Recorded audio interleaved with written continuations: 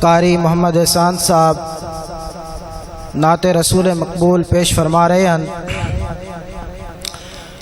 بغیر کسی تاخیر تو اور بغیر وقت ضائع کیتے میں اپنے پہلے خطیب حضرت مولانا قاری عطا اللہ اضافی صاحب کے درخواست کردہ کہ او تشریف لے آویں اور قرآن مقدس دے خوبصورت موتیاں نال مینو میرے اور تواڈے دلاں نو منور کریں۔ درخواست کردہ حضرت مولانا قاری عطا اللہ اضافی صاحب نو۔ الحمد لله وكفى والصلاة والسلام على سيد الرسل وخاتم الأنبياء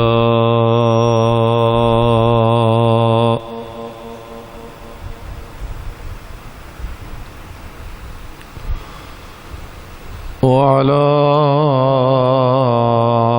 آله وأصحابه الأتقياء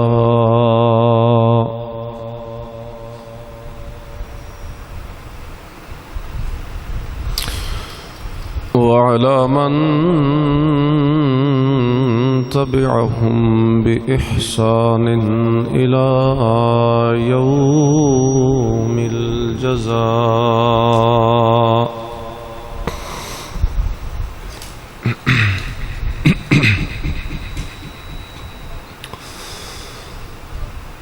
أما بعد فقد قال الله تبارك وتعالى في كتاب الهدى: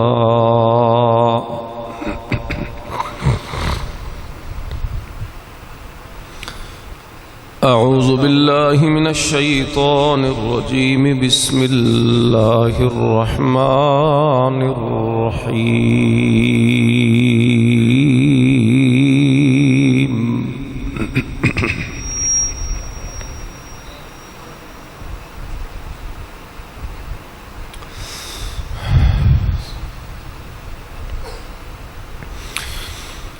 لقد كان لكم في رسول الله أسوة حسنة لمن كان يرجو الله واليوم الآخر وذكر الله كثيرا۔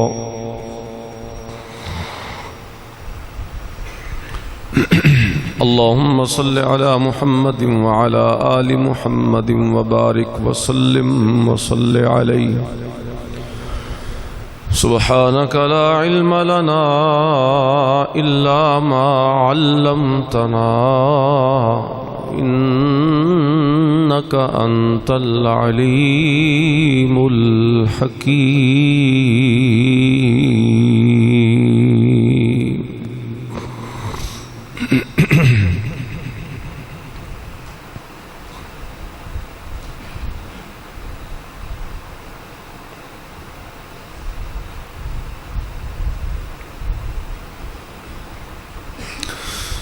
معزز دوستو، الحمدللہ آج کے اس خوبصورت سالانہ پروگرام میں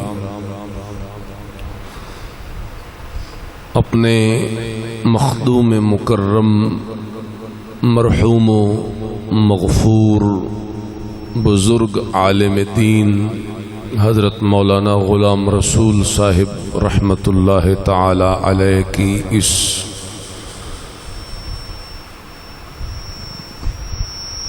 یادگار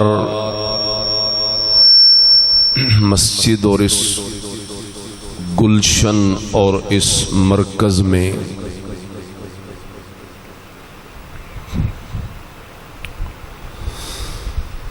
ہم سب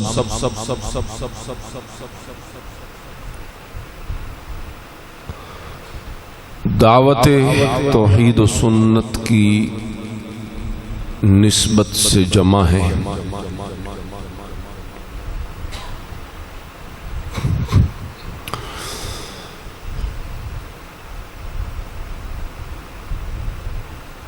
میری دعا ہے کہ رب العزت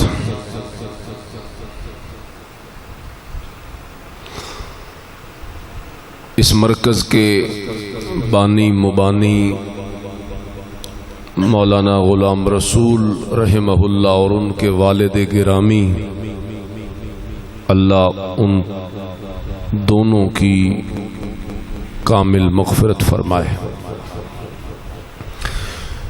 اور ان کا یہ صدقہ جاریہ اللہ اسے تا قیامت قائم دائم رکھے، اور توحید و سنت کے اس مرکز کا فیض اللہ اس پورے علاقے میں پھیلائے۔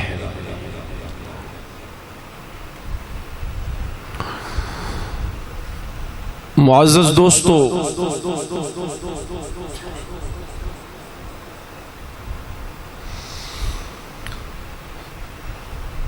جیسا کہ آپ مشہور یہی آپ نے سن رکھا ہے کہ ربیع الاول کا یہ مہینہ رسول اللہ صلی اللہ علیہ وسلم کی ولادت باسعادت کا مہینہ ہے۔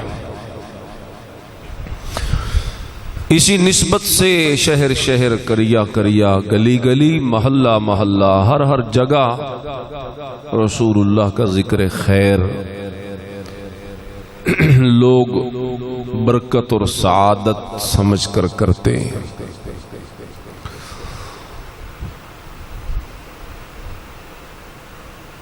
لوگوں کی نیت پر تو شک نہیں کیا جا سکتا، عام عوام تو رسول اللہ کے نام کی لاج رکھتے ہوئے جہاں بھی بلایا جائے وہ جمع ہو جاتے ہیں۔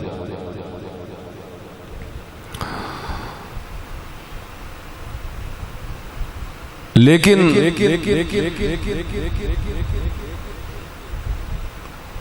اتنا یاد رکھنا چاہیے کہ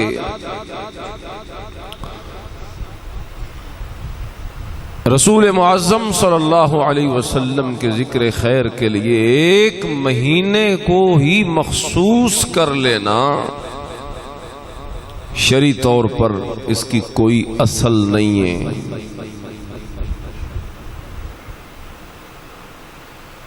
ہمارا نبی لا محدود نبی ہے، آفاقی نبی ہے، عالمگیر نبی ہے۔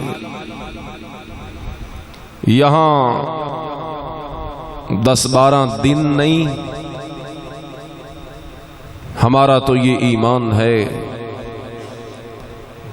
کہ ہمارے محبوب نبی کا ذکر 12 دن نہیں، سال کے 12 مہینے ہوتے رہنا چاہیے۔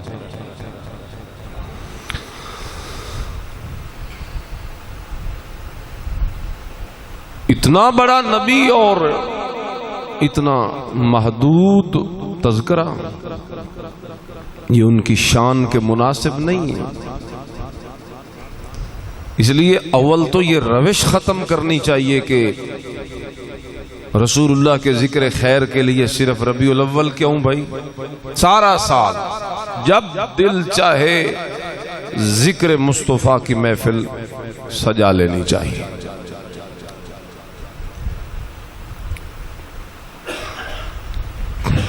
ایک تو یہ بات، اور دوسری بات یہ ہے کہ شاید آپ کے علم میں بھی ہو اور شاید نہ بھی ہو کہ یہ بھی کوئی کلیئر نہیں ہے کہ رسول اللہ صلی اللہ علیہ وسلم 12 ربیع الاول کو پیدا ہوئے۔ یہ کوئی معتبر قول نہیں ہے۔ آپ کا اگر شغف و شوق و کتب بینی کا آپ میں ذوق ہو، تاریخ و سیر کی کتابوں کی خوشبو آپ لیتے رہتے ہوں، تو آپ پہ یہ چیز مخفی نہیں ہوگی۔ پھر اہل علم جانتے ہیں کہ رسول اللہ صلی اللہ علیہ وسلم کی ولادت کی تاریخ کو صحابہ نے محفوظ کیا ہی نہیں۔ تاریخ و سیرت کی کتابیں اس پر گواہ ہیں اگر آپ یہ ڈھونڈنا چاہیں کہ حضور کب پیدا ہوئے تو آپ کو اس کے جواب میں بے شمار قول ملیں گے اور آپ کا سر چکرا جائے گا کہ میں کس پہ عمل کروں اور کس پہ نہ کروں۔ تاریخیں تو رہ گئی پیچھے، یہاں مہینوں کا اختلاف ہے۔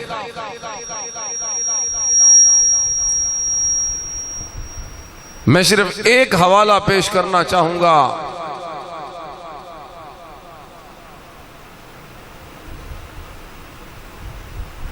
حضرت پیر پیران، لوگ تو پیرانے پیر کہتے ہیں تو الٹا لفظ ہے، پیرانے پیر نہیں ہوتا، پیر پیران ہوتا ہے، پیروں کا بھی پیر۔ تو حضرت پیر پیران المعروف غوث العظم، جو اس سے بھی زیادہ معروف 11ویں والے پیر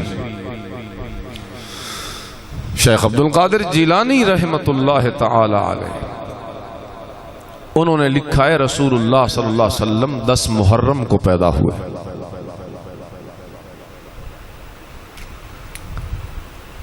تو یہاں تاریخوں کا اختلاف ربیع الاول کا تو ہے ہی ہے، 2 ربیع الاول کچھ کہتے ہیں، بعض نے 8 کہا، بعض نے 9 کہا، اور 12 تو بہت کم کسی نے کہا ہو۔ زیادہ تر جو آپ کو تاریخ ملے گی وہ 8 اور 9 ربیع الاول، ورنہ مہینوں کا بھی یہاں اختلاف آپ کو ملے گا، کوئی رجب کہے گا، کوئی رمضان کہے گا، اور کوئی محرم کہے گا۔ آپ کی ولادت کا مہینہ اٹھائیں آپ تاریخ و سیرت کی کتابیں تو پڑھ کے دیکھیں۔ تو یہ آپ سمجھ لیں کہ رسول اللہ صلی اللہ علیہ وسلم کی تاریخ ولادت فکس کہیں بھی نہیں ملی، احادیث کتب سیر میں نہیں ہے کہیں کہ ہر کوئی کہے کہ وہی ایک ہی تاریخ ہے، ایسی بات نہیں ہے۔ یہاں ایک سوال اٹھتا ہے کہ وہ صحابہ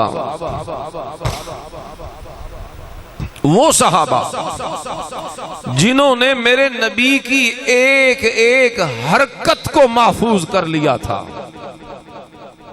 کیا تھا کہ نہیں کیا تھا؟ آپ شمائل کی کتابیں پڑھیں، حضور کا حلیہ محفوظ ہے، آپ کا چہرہ کیسا تھا، آپ کے چہرے کا رنگ کیسا تھا، آپ کی زلفیں کیسی تھی، آپ کے زلفوں کی لمبائی کتنی تھی، سب محفوظ ہے۔ جمہ، لمہ، وفرہ، کبھی یہاں کان کی لو تک آئے آپ کے بال، کبھی گردن تک آئے اور کبھی کندھوں تک آئے۔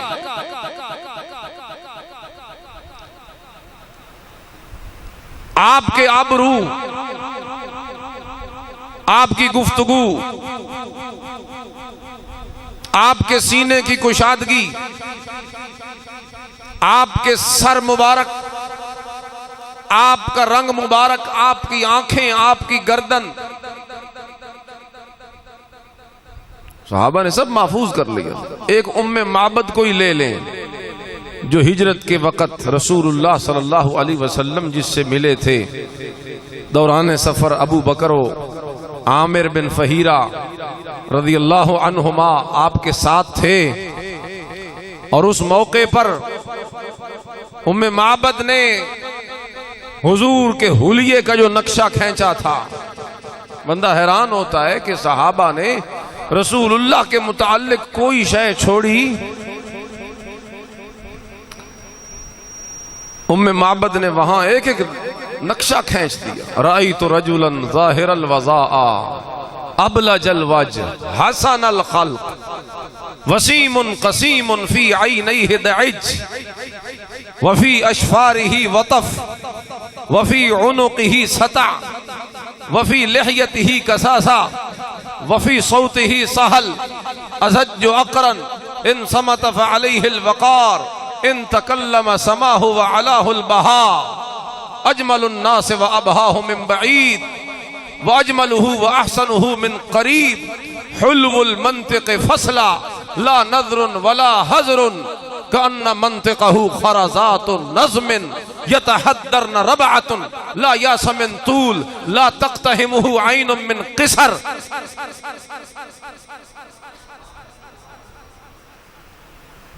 اللہ اکبر. محفوظ محشود لا عابس ولا مفند له رفقاء يحفون بي ان قال سمعوا لقولي وان امر تبادروا الى امره. کوئی شے چھوڑی نہیں. آپ کی گردن ایسی تھی، آپ کی آنکھیں ایسی تھی، آپ کی آواز ایسی تھی، آپ کا سینہ ایسا تھا، آپ کے بال ایسے تھے، آپ کا چہرہ ایسا تھا. دور سے آپ کیسے لگتے تھے، قریب ہوتے تو کیسے لگتے تھے. آپ کا جسم کیسا تھا، نہ زیادہ موٹا تھا نہ زیادہ پتلا تھا. آپ کا قد کیسا تھا، نہ زیادہ لمبا تھا نہ زیادہ چھوٹا تھا. آپ اٹھا کے تو پڑھیں شمائل کی کتابیں، آپ کا ایمان تازہ ہو جائے، آپ کی روح معطر ہو جائے. میرے نبی کے متعلق صحابہ نے کوئی شے چھوڑی؟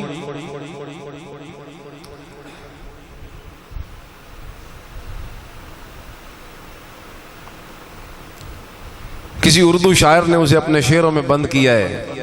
ویسے تو وہ عربی کے لفظ ہیں، ان کی تشریح بھی بڑی مشکل ہے عوام کو سمجھانی، اور لغوی لحاظ سے مشکل ترین لفظ ہیں. لیکن علیم ناصری نے اسے اپنے شعروں میں یوں بند کیا: بولی عفیفہ مادر معبد کے کیا کہوں،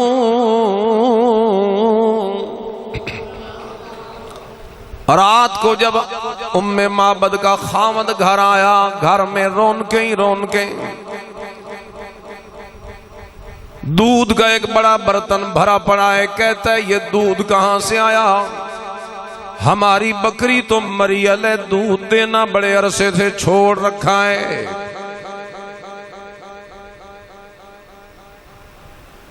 خیر تو ہے آج گھر میں رونقیں ہی رونقیں، برکتیں ہی برکتیں. کیا وجہ ہے؟ کون آیا تھا؟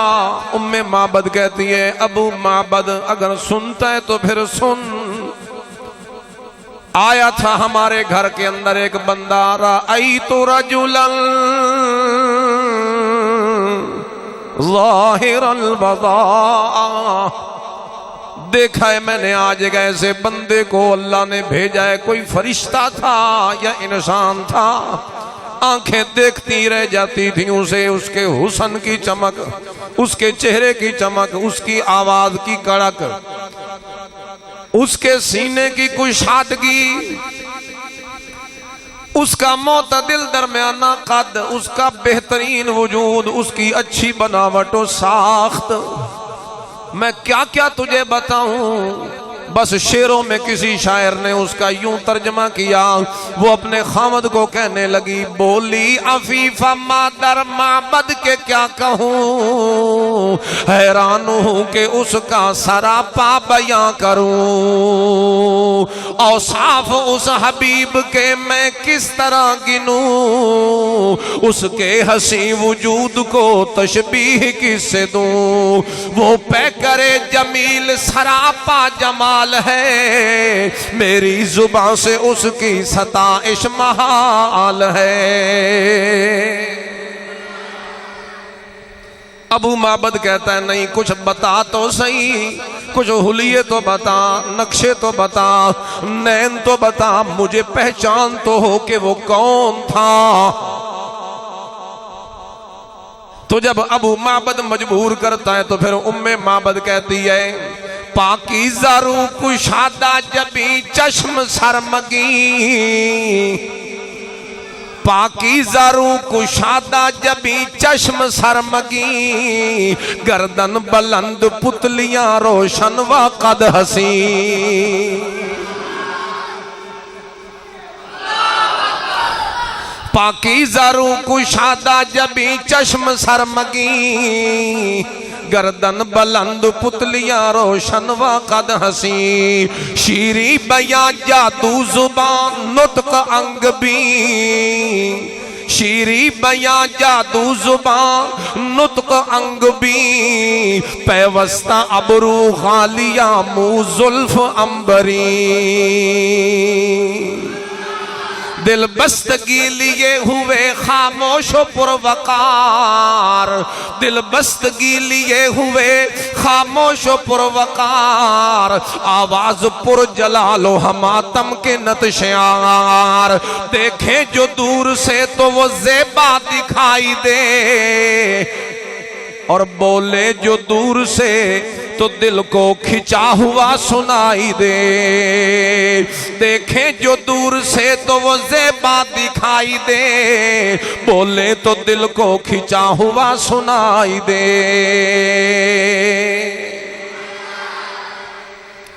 اللہ اکبر کبیرہ تو یہ کوئی شے صحابہ نے چھوڑی بولو صحابہ نے کوئی شے حضور کی چھوڑی جسے بیان نہ کیا ہو جسے محفوظ نہ کیا ہو میں سوال اٹھایا ہر شے محفوظ ہے تو یہ تاریخ ولادت میں کیوں گڑبڑ ہے اس میں کیوں اختلاف ہے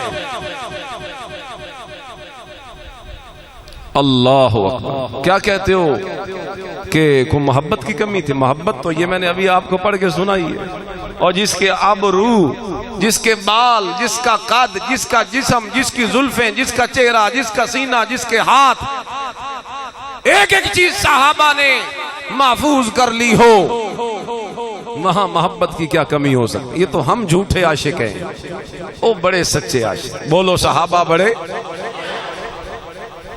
حضرت انس رضی اللہ تعالیٰ عنہ کہتے ہیں مجھے لوکی کدو پسند نہیں تھا میں نے رسول اکرم صلی اللہ علیہ وسلم کو ایک موقع پہ دیکھا مجھے ایسا موقع مل گیا اللہ نے میری قسمت میں لکھا تھا نبی محترم کے ساتھ بیٹھ کر مجھے کھانا کھانے کی سعادت مل گئی میں دیکھ رہا تھا وہ گوشت کا سالن تھا شوربے والا لمبا سالن تھا اور اس کے اندر میرے نبی کریم کدو ڈھونڈ ڈھونڈ کر تلاش کر کر کے کھا رہے تھے کہتے ہیں مجھے پہلے پسند نہیں تھا لیکن جس وقت میں نے اپنے محبوب کو دیکھا کہ کدو کا سالن بڑے شوق سے کھا رہے ہیں کہتے ہیں حضور کو دیکھنے کی دیر ہے مجھے کدو سے محبت پیدا ہو انج بھی کدی ہویا جو کچھ بندن چنگی نہ لگ دی ہوئے تو بندہ کسی نو کھاندے ویکھے تو بندہ آکھے نہیں نہیں میں تو ہن پسند ہو گیا نہیں نہیں یہ دل دیاں گلاں ہوندیاں یہ طبیعتوں کا فرق ہوتا ہے یہاں کسی کو دیکھنے سے کوئی شے پسند یہ مثال کہیں نہیں ملے گی ملے گی تو غلامان محمد سے ملے گی یہ مثال اتنی اعلیٰ محبت حضرت معاویہ بن قرہ رضی اللہ تعالی عنہ کہتے ہیں میں اپنے والد کے ساتھ مل کر نبی کریم صلی اللہ علیہ وسلم کے پاس گیا میں نے دیکھا نبی کریم صلی اللہ علیہ وسلم اس وقت ایسی حالت میں بیٹھے تھے کہ آپ کا یہ گریبان کھلا ہوا تھا بس واپس آ گئے کہتے ہیں ساری زندگی گزر گئی میں اور میرے باپ نے اپنا گریبان بند نہیں کیا کہ ہم نے اپنے نبی کو اسی طرح دیکھا تھا محبت اس کو کہتے ہیں حالانکہ حضور نے کھولا ہوگا تو کسی عذر سے کھولا ہوگا اور پھر بند بھی کر لیا ہوگا گریبان لیکن وہ کہتے ہیں ہم نے تو اسی طرح ہی کرنا ہے جس طرح ہم نے اپنے نبی کو دیکھا تھا سبحان اللہ نہیں آئی توڑی جی میں مزہ ہونا چاہیے نا ابو محذورہ رضی اللہ تعالیٰ ابو محذورہ رضی اللہ تعالیٰ چھوٹے بچے ہیں بچوں کے ساتھ کھیل رہے ہیں کہیں میدان میں جیسے بچوں کی عادت ہوتی ہے اذان سنتے ہیں تو پھر نکلیں اور بچے اذان دی نقل اتار دینا بس کافروں کے بچے تھے ابو محذورہ بھی تو اس وقت کفار ہی کے بیٹے بچے تھے سارے مل کر اذان کی نقل اتار رہے تھے اس موقع پہ کہتے ہیں اوپر سے اچانک نبی پاک صلی اللہ علیہ وسلم آ گئے. ہم ڈر کے مارے دائیں بائیں پھیل گئے آس پاس. لیکن وہ پھر مقدر جس کا ہو, بچے تو بہت کھیل رہے تھے لیکن جس کے دل کو اللہ نے چن لیا ہو نا, علم ما فی قلوبہم, صحابہ عام تو نہیں تھے, وہ تو چن چن کے لائے گئے تھے نا. بچے تو کئی کھیل رہے تھے لیکن ابو محذورہ کی قسمت جاگ اٹھی. نبی کریم صلی اللہ علیہ وسلم نے فرمایا ابو محذورہ کو بلاؤ. بچہ آ گیا. نبی کریم صلی اللہ علیہ وسلم نے فرمایا سنا کیسے پڑھ رہا تھا اذان, ذرا مینوں بھی سنا. ابو محذورہ اب ڈرتا ہے چونکہ کافروں کا بچہ ہے نا, تو کہیں کسی نے سن لیا اذان پڑھتے ہوئے تو میری خیر بھئی یہ تو مسلمانوں کی اور تو کیوں پڑھ رہا ہے. لیکن نبی کریم نے فرمایا نہیں تو شروع کر. شروع میں اس نے شروع کی اور شروع کرتے ہی وہ پہلے 4 تکبیریں اس نے کہہ دی, اللہ اکبر اللہ اکبر اللہ اکبر اللہ اکبر. اب آگے ہے اشہد اللہ الہ الا اللہ, توحید کا اقرار, اور اشہد ان محمد رسول اللہ, رسالت کا اقرار. 4 دفعہ اللہ اکبر کہہ کے خاموش ہو گیا. آگے نہیں پڑھتا کہیں کوئی سن لا لے. لیکن نبی کریم صلی اللہ علیہ وسلم نے فرمایا نہیں تو پڑھ. پھر پڑھتا ہے تو ڈر کے مارے آہستہ سا کہتا ہے اشہد ان لا الہ الا اللہ اشہد, لیکن نہیں کوئی سن. اللہ اکبر کبیر. میرے نبی کریم صلی اللہ علیہ وسلم نے ابو معذورہ کو جس وقت یہ کہا کہ نہیں تم پڑھ, ڈر نہیں, اس وقت حضرت نبی کریم نے ابو معذورہ کے سر پہ ہاتھ رکھا. بچہ ہے, سر پہ ہاتھ رکھا. سر پہ ہاتھ رکھنے کے بعد برکت جو ملی میرے نبی کے ہاتھوں کی, بس اسی میرے نبی کے ہاتھوں کی برکت ہے کہ سارے ڈر بھی ختم ہو گئے. میرے نبی کے ہاتھوں کی برکت ہے کہ اللہ نے ایمان کی دولت بھی دے دی. ادھر ہی اندر دل کے اندر ایمان راسخ ہو گیا, سارے ڈر جھاگ کے لے گئے. ابو معذورہ نے زور سے پھر کہہ دیا اشہد اللہ الہ الا اللہ اشہد اللہ الہ الا اللہ اشہد ان محمد رسول اللہ اشہد ان محمد رسول اللہ. جس وقت ابو معذورہ نے یہ اذان پڑھ لی, رسول اللہ کو سنا لی, بات ختم ہو گئی. بعد میں ابو معذورہ پھر مسلمان ہو گئے. پھر ساری عمر جب کہیں بھی اذان پڑھتے, عام تو اذان میں 2 دفعہ پڑھا جاتا ہے اشہد ان لا الہ الا اللہ, اور 2 دفعہ پڑھا جاتا ہے اشہد ان محمد رسول اللہ. لیکن ابو معذورہ عام طور پہ جب بھی اذان پڑھتے تو 4 دفعہ پڑھتے. پہلے 2 مرتبہ آہستہ پڑھتے اور پھر 2 مرتبہ اونچا پڑھتے. لوگوں نے کہا یہ کیا معاملہ ہے, اذان میں تو 2 دفعہ پڑھنا ہوتا ہے اشہد ان لا الہ الا اللہ, اور رسالت کا بیان بھی 2 دفعہ ہوتا ہے. تو 2 دفعہ پہلے آہستہ کہتا ہے, پھر 2 دفعہ اونچا کہتا ہے. وجہ کیا ہے؟ کہتا ہے میں نے تو اپنے نبی کے سامنے جس طرح پڑھا تھا, تم جیسے بھی پڑھو ویسے تمہاری مرضی, میں تو اسی طرح پڑھوں گا جس طرح مجھ سے محمد الرسول اللہ نے سنا تھا. اے محبت ہے, بولو یہ کیا ہے؟ اینوادن محبت. یہ کیا ہے؟ اب اس سے اگلی بات بتاؤں تو آپ حیران ہو جاؤ. یہ تو پھر بھی آزان ہے نا. اگلی بات حیران کرنے والی یہ ہے کہ وہ جن بالوں پہ رسول اللہ نے سر پہ ہاتھ رکھا تھا نا بچپن میں ابو معذورہ کے, ابو معذورہ نے موت تک ان بالوں کو نہیں کٹوایا, کیونکہ ان بالوں پہ ہاتھ لگا تھا آمنہ کے لال کا. زور سے کہو صلی اللہ علیہ وسلم. سبحان اللہ. یہ صحابہ کی محبت. تو یہ نہیں کہہ سکتے کہ جو صحابہ کی محبت تھوڑی آئی اس تو نہ محفوظ نہیں کی تھی تاریخ, یہ نہیں کہہ سکتے. محبت کی ان کے اندر کوئی کمی, اور بولو محبت کی کوئی کمی. محبت میں تو وہ سب سے آگے تھے. اللہ اللہ. تو پھر کیا وجہ ہے؟ کوئی حافظہ ان کا کمزور تھا؟ اے حضور دی ولادت دی تاریخ وچ کیوں اختلاف ہے؟ صحابہ کیوں نہیں محفوظ کی؟ محبت کی کوئی کمی تھی؟ زور سے نہیں بولتے سارے، بتاؤ. حافظ وچ کچھ کمزوری آئی؟ مولانا رشید احمد لدھیانوی رحمہ اللہ نے یہ موضوع بڑا پیارا لکھا ہے. ویسے میری عادت نہیں ہے کسی کی تقریر کو آگے اسی طرح پڑھ کے سناؤں، لیکن میں نے آج ان کی یہ تقریر پڑھی ہے، میں نے کہا یہی سنا دیتے ہیں دوستوں کو. کس والہانہ انداز سے انہوں نے یہاں بات ہی ختم کر دی. سبحان اللہ سبحان اللہ.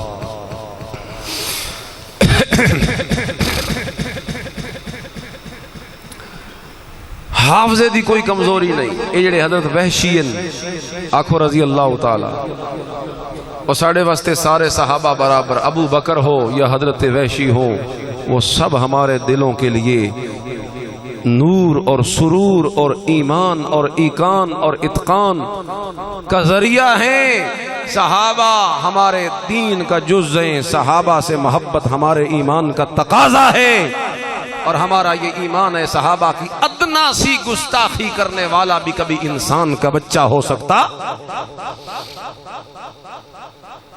سوشل میڈیا پہ کوئی خبریں چل رہی ہیں، حیدرآباد میں کسی بدبخت نے، کچھ نوجوانوں نے رسول اللہ صلی اللہ علیہ وسلم کے عظیم سسر اور خلیفہ دوم سیدنا عمر فاروق رضی اللہ تعالی عنہ کی کوئی گستاخی کی ہے. اللہ انہیں غارت کرے.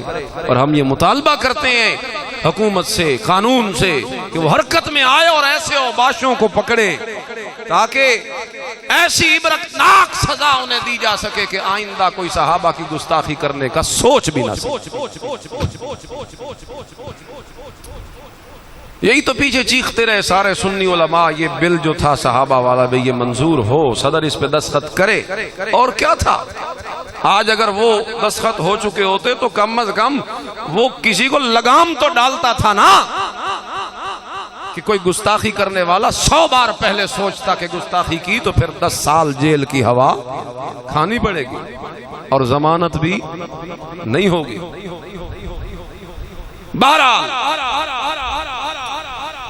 حضرت وحشی رضی اللہ تعالی عنہ، انہوں نے زمانہ جاہلیت میں جب حالت کفر میں تھے تو حضرت حمزہ حضور کے چچا کو انہوں نے قتل کیا جنگ احد میں. بعد میں پھر مسلمان ہو گئے.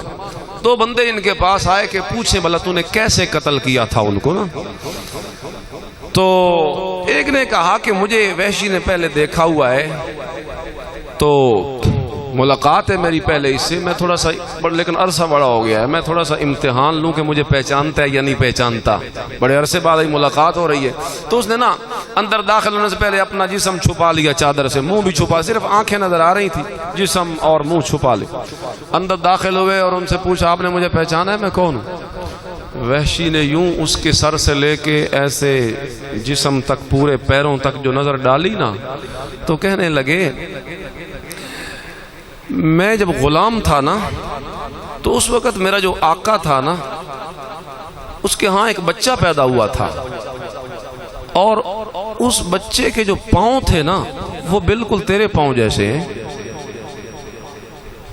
اور مجھے میرے آقا نے کہا تھا اس بچے کو دے آ فلانی دائی کو. اس وقت عربوں میں اس طرح ہوتا تھا کہ بچہ دائیوں میں دیہاتوں میں بھیج دیتے تھے. رسول اللہ کو بھی حلیمہ سعدیہ کو دیا گیا نا.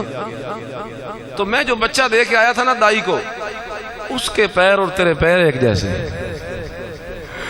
اس نے چہرے سے چادر اتار دی اور اس نے کہا اللہ کی قسم ہے میں وہی اس تیرے آقا کا لڑکا جس تو اٹھا کر دائی کو دے کے آیا تھا نا، میں وہی ہوں.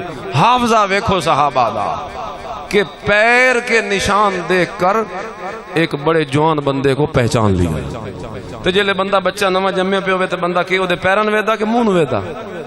بولو. پیروں پہ تو ایسے کو سرسری نظر پڑ جاتی ہے نا جسم پر، اصل تو دیکھنا کس کو ہوتا ہے؟ منہ کو دیکھنا ہوتا ہے. اے سرسری نظر ویکھو یا تے مڑ بھی پہچان لیں. اتنا حافظہ ہے صحابہ.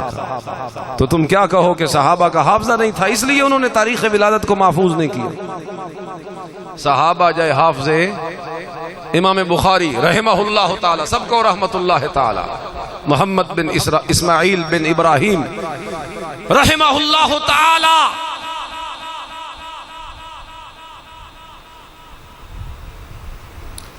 آپ کبھی ان کے حالات پڑھیں. ابھی تک وہ چھوٹی سی ان کی عمر تھی، تھوڑی سی عمر تھی کہ ان کی شہرت 4 دانگ عالم میں پھیل گئی. علم حدیث کے اندر ان کا مقام دنیا نے اس کا اعتراف کر لیا. ایک موقع پر محدثین کا ایک مجمع تھا تو امام بخاری وہاں پہنچے. لوگوں نے کہا کہ امام بخاری کی بڑی شہرت ہو چکی ہے دنیا میں کہ علم حدیث میں اس کا مقابلہ کوئی اور کر، اسے لاکھوں حدیثیں یاد ہیں اور اس کا کوئی مقابلہ نہیں اس نوجوان کا، ذرا تھوڑا اس کا امتحان نہ لیں. محدثین بڑے بڑے جو حدیث کا فن جانتے ہیں انہوں نے نا 10 حدیثیں تیار کی جن کی سند اور متن میں گڑبڑ کی جان بوجھ کر. ایک حدیث کی سند دوسری کو لگا دی، دوسرے کا متن ادھر لگا دیا، یا لفظوں میں ہیر پھیر کر دیا یا راویوں میں ہیر پھیر کر دیا، جان بوجھ کے سندیں الٹ مولٹ کر کے غلط ملت پڑی. تو امام بخاری سامنے بیٹھے ہیں اور وہ 10 محدث جنہوں نے 10 حدیثیں یاد کی 100 حدیثیں لے کر آ گئے کہ ہم حدیثیں کچھ آپ کے سامنے پڑھنا چاہتے ہیں، آپ ذرا ہمیں ان حدیثوں کے بارے میں بتائیں کہ یہ کیسی ہیں. پہلے محدث نے حدیث پڑھنی شروع کی، سند متن اس نے پورا پڑھ دیا. ایک حدیث امام بخاری کہتے ہیں لا ادری، میں نہیں جانتا اس حدیث کو، میں اس حدیث کو، اور بولو میں اس حدیث کو. دوسری پڑھی لا ادری، تیسری پڑھی لا ادری. لا ادری کا معنی میں نہیں جانتا، لا ادری دا دیاں دا اچ لا ادری.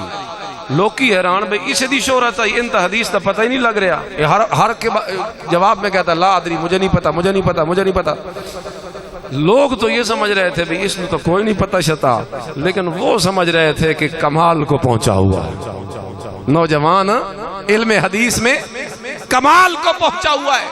ایک نے پڑھ لی، دوسرے نے شروع کی 10، سب کے بارے میں کہا لا ادری میں نہیں جانتا. سب نے باری باری 100 حدیثیں پڑھ دی جو کہ غلط ملت جان بوجھ کے کی تھی انہوں نے. بچے کا امتحان لینے کے لیے نوجوان کا 100 کی 100 حدیثوں کے جواب میں امام بخاری نے کہا لا ادری میں ان حدیثوں کو نہیں جانتا. ہومن انجی آردیاں تا جانے نا. وہ سمجھ گئے کہ علم حدیث میں امام بخاری کا مقابلہ کوئی نہیں کر سکتا دنیا میں. علم حدیث میں امام بخاری کا مقابلہ نہیں ہو سکتا. اللہ اللہ. اچھا جب انہوں نے 100 سنا لی نا تو اب سنیے کمال. امام بخاری نے کہا یہ جو تم نے 100 حدیثیں پڑھی ہیں نا یہ گڑمڑ ہوئی تھیں، اب سنو مجھ سے، میں تمہیں 1 سے لے کے 100 تک گنتی وار صحیح سند اور صحیح متن کے ساتھ ترتیب وار زبانی پڑھ کے سناتا ہوں. اسی مجلس میں ان محدثین کے سامنے امام بخاری نے 1 سے لے کے 100 تک ساری حدیثوں کو بغیر اڑے بغیر اٹکے 100 کی 100 حدیثوں کو پڑھ کے سنا دی. ایک کوئی ایڈا کمال نہیں جس بندے نو لکھاں آندیوں میں نا انہوں 100 پڑھنا او دے واسطے کوئی شے کوئی او دے واسطے مانا نہیں رکھدا 100 حدیثاں نو پڑھ دیونا کٹھا. جس نو لکھاں حدیثاں آندیوں میں کمال اگلا ہے وہ سنیے گا. جب 100 سنا لی نسی دی تو بعد میں کہا اچھا اب سنو یہ تو 100 ہیں جڑیاں سیدھیاں میں تو سنائیاں جو تم نے مجھے گڑبڑ کر کے سنائی تھی نا، تم نے جو مجھے سنائی تھی اب مجھ سے وہ بھی سن لو. بے شک ایک دفعہ تمہاری زبان سے وہ غلط پڑی ہوئی حدیثیں بھی مجھے اسی طرح یاد ہو گئی. موڑ شروع کی تھی 1 تو لے کے 100 تک جی میں انہاں اس نو ترتیب وہ دی غلط کی تھی آئی وہ غلط ترتیب بھی ان کو سنا دو. اتنے بڑے بڑے حافظے والے دنیا میں لوگ حافظیاں دی کمی صحابہ ہے. یہ کوئی نہیں کہہ سکتا کہ صحابہ میں حافظے کی کمی تھی.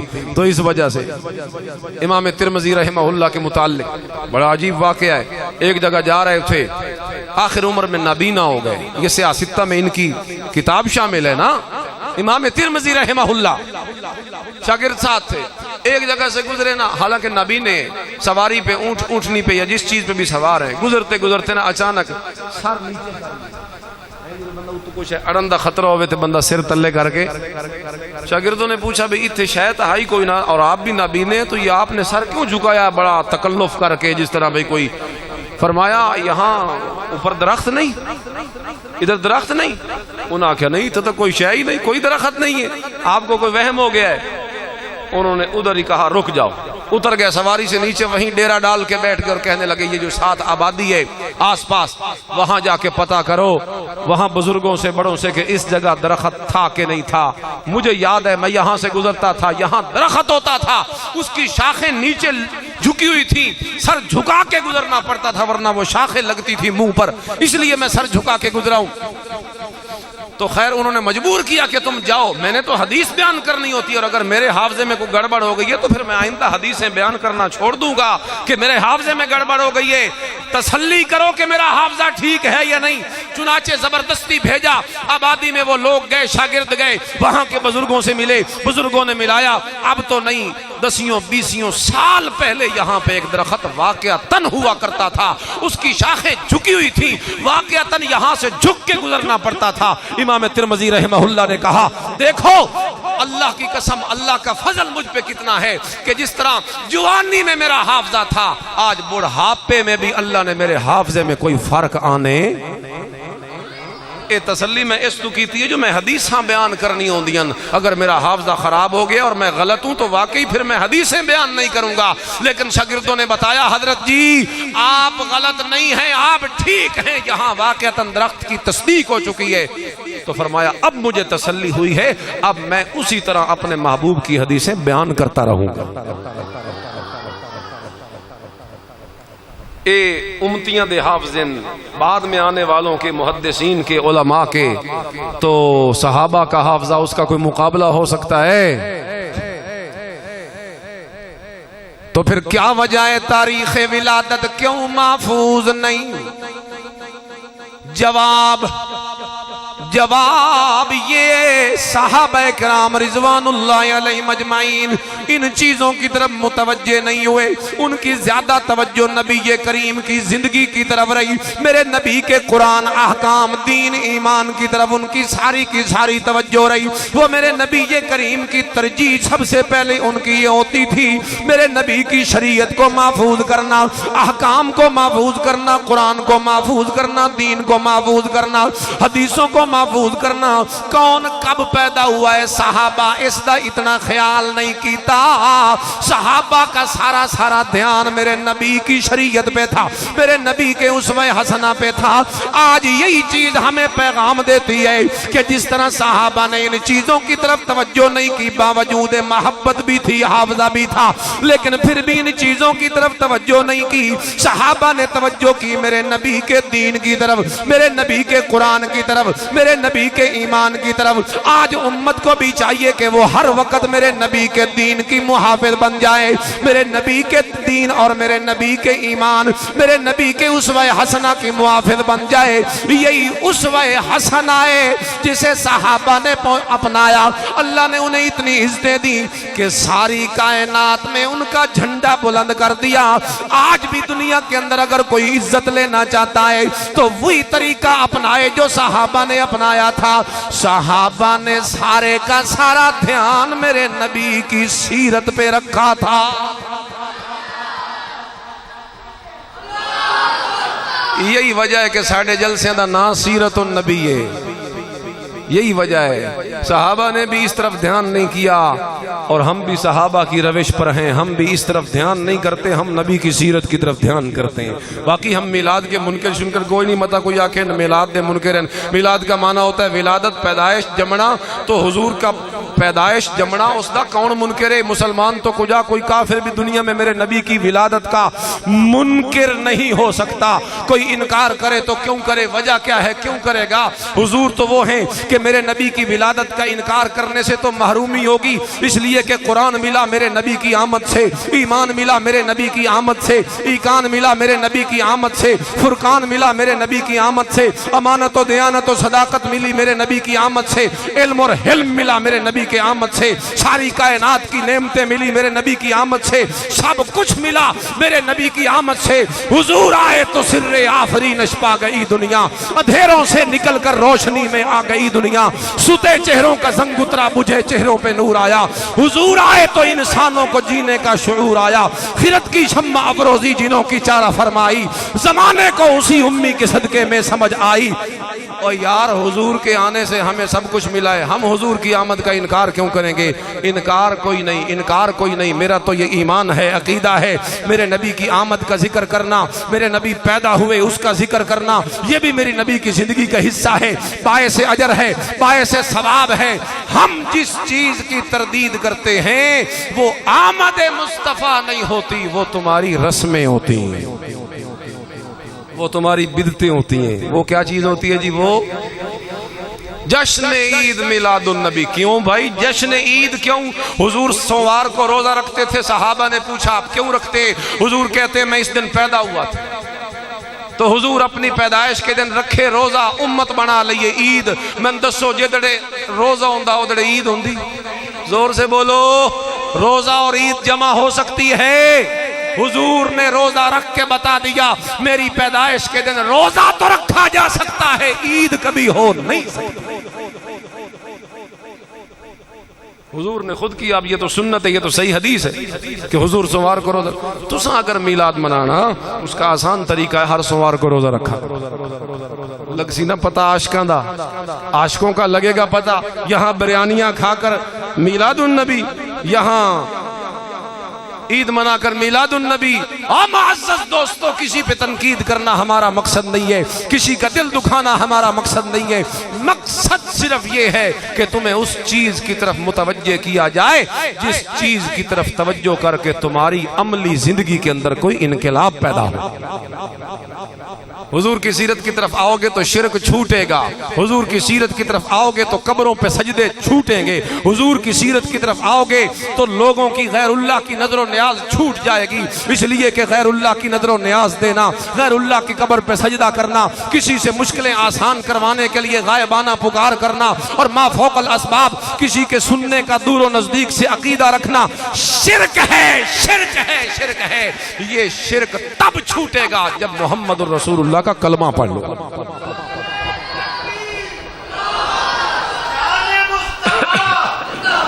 یہ تو نہیں نہ ہو سکتا بھی بندہ کوئی راتی جھنڈی لاوے تو سویرے اٹھی ہوئے تو موعد ہویا پہ ہوئے۔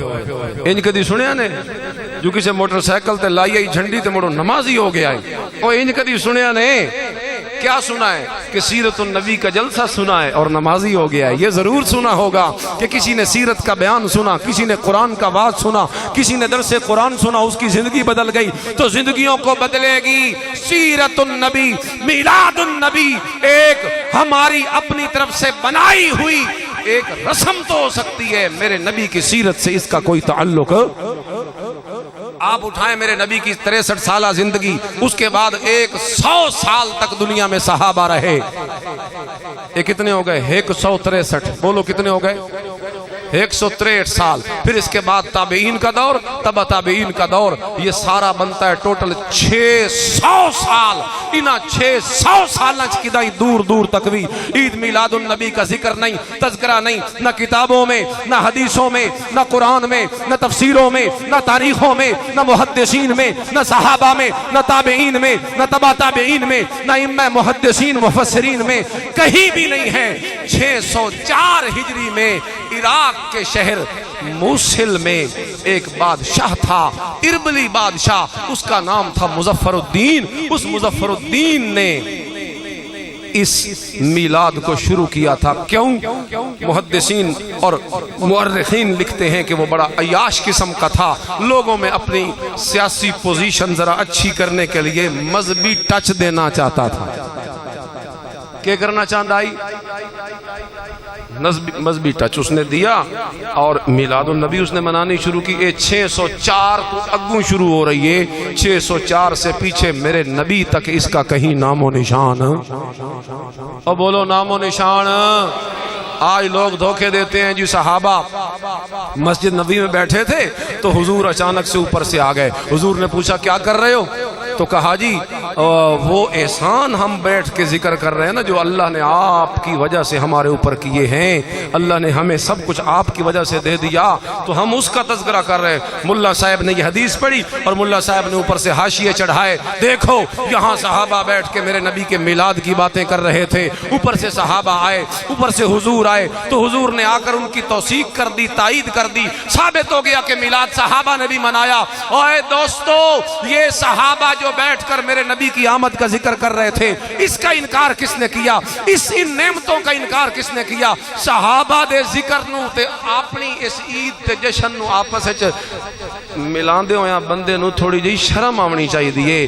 ہم کون سی ایسی خرافات ہے جو نہیں کرتے؟ بے پردہ عورتوں کو ہم باہر بازاروں میں لے کے آتے ہیں، ماڈل بازار سجاتے ہیں، اس کے دیکھنے کے لیے نوجوان لڑکی اور لڑکیاں اکٹھے ساری رات وہاں پارک جیسے ماحول میں گھومتے ہیں، اور وہاں عیاشی اور بدماشی بھی بعض اوقات اس کے چانس ہوتے ہیں۔ بعض اوقات ایسے بڑے بڑے شہروں میں جائیں، آپ باراتوں کی شکل میں لوگ حوروں کو سجا کر لے آتے ہیں جلوسوں میں۔ پیچھے پیچھے ملتان 2-3 سال پہلے ایک حور آئی نہیں جلوس ہے، حور باقاعدہ پارلر چون تیار کر کے لے آندا رہے، انہوں پھٹے ہوتے بہا کے اس تخت دے ہوتے تو انہوں جلوس نال لئی ودن موڑھیں تے چاہ کے یہ میرے نبی کا میلاد منایا جا رہا ہے۔ اور تم اس کو ثابت کرنے کے لیے تم نے صحابہ کے اس پیارے تذکرے کا حوالہ دیا، اور صحابہ کا تذکرہ محبت سے تھا، صحابہ کا تذکرہ سیرت سے تھا، صحابہ کا تذکرہ ایمان سے تھا، صحابہ کا تذکرہ ایقان سے تھا، صحابہ کا تذکرہ سچی محبت سے تھا۔ وہ تو ہم بھی کر رہے ہیں، آج ہم بیٹھے نہیں، صحابہ اکرام جیسی وہاں باتیں جیسے صحابہ نے کی، قرآن کی، ایمان کی، حدیث کی، سیرت کی، آج ہم بھی تو بیٹھ کے کر رہے ہیں۔ ایسے کرو، تمہیں کون روکتا ہے؟ لیکن ہم کہتے ہیں صحابہ دیاں مثالاں دے کے اپنی خرافات نو ثابت کرن دی کوشش۔ اکھے جی کافر مناوے تو اس کو اتنا فائدہ ہوتا ہے۔ ابو لہب اس کو آکے اس کی لونڈی نے بتایا تجھے مبارک ہو تیرا بھتیجا پیدا ہوا محمد۔ اس نے کہا سچی گل لے؟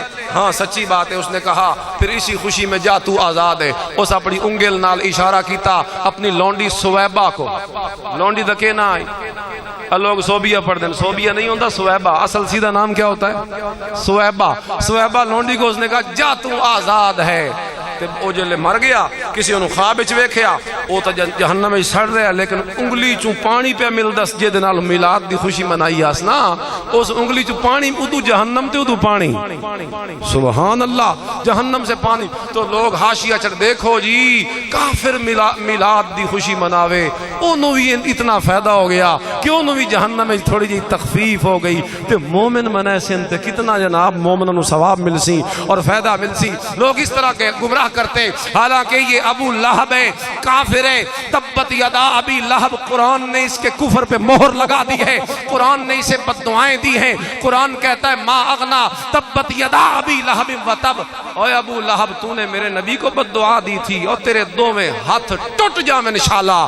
جس کے دونوں ہاتھوں کو رب توڑ رہا ہے، ہلاک کر رہا ہے، تبت اے ہلاکت، خابت، خسرت۔ دو ہتھاں وچ 10 انگلیاں ہوندیاں کہ 9 10 ہوتی ہیں، تو یہ ایک تم نے کیسے بچا لی؟ قرآن نے کہا اس کی 10 کی 10 انگلیاں تباہ، اور ملا صاحب نے درمیان سے ایک انگلی بچا لی۔ ہن دسو مولوی دی منی ہے یا قرآن دی منی ہے؟ آگے پڑھو ما اغنا عنہ مالہ وما کسب۔ لوگ کہتے ہیں اس نے میلاد کی خوشی منائی تو اس کو فائدہ ہو گیا، قرآن کہتا ہے ما اغنا عنہ مالہ وما کسب، ابو لہب دے کسے عمل بھی انہوں فائدہ نہیں دیتا۔ قرآن کہتا ہے کہ اس کے کسی عمل کو اس نے فائدہ نہیں دیا، اور مولوی صاحب کہتے ہیں نہیں جی نہیں، اس نے میلاد کی خوشی منائی تو جہنم میں فائدہ مل گیا۔ اب اس کی بات کو ٹھکرایا جا سکتا ہے، لیکن قرآن کی بات کو کبھی چھوڑا نہیں جا سکتا۔ یہ فضول قسم کی باتیں کر کے ایسے اپنی ان چیزوں کو مت ثابت کرو۔ ہم مشورہ دیتے ہیں تمہیں بھی، سب کو بھی، تمام مسلمانوں کو، مومنوں کو، اور یار آؤ سیرت النبی کی طرف، سیرت النبی کے ذریعے اپنے عقیدے بناؤ، ایمان بناؤ، شرک سے بچو، بدتوں سے بچو، عبادات میں اچھے ہو جاؤ اور نمازوں کے پابند ہو جاؤ، زکوٰۃ 2 سال کے بعد فرض ہے تو حج کرو، اسی طرح صدقہ خیرات، ماں باپ کی فرما برداری، رشتہ داروں کے ساتھ حسن سلوک، دل سے سارے کینے، نفرتیں، حسد، جتنے بغض، اناد، کینے سارے نکالو، محبت، کونوا عباد اللہ اخوانا، نہ کسی پہ لان تان کرو، نہ کسی کے حق کھاؤ، نہ بہنوں کے حصے وراثت میں سے قبضے کرو، نہ کسی کی زمین پہ قبضہ کرو، نہ سود کماؤ، نہ رشوت لو، نہ زنا کرو، نہ غیبت کرو، نہ جھوٹ بولو، نمازوں کے پابند ہو جاؤ، تجارت میرے نبی جیسی کرو، زراعت میرے نبی جیسی کرو، خامد میرے نبی جیسے بنو، اولاد کے ساتھ اسی طرح تعلق بناؤ جس طرح میرے نبی سے سیکھا ہے۔ یہ ساری چیزیں ہمیں سیرت دیتی سکتی ہے. زندگی گزارنے کا طور طریقہ سیرت سے لو اور اسی پہ عمل کرتے جاؤ. انشاءاللہ دنیای جنتیں تھے اگوں بھی جنت ہے. وآخر دعوانا الحمدللہ.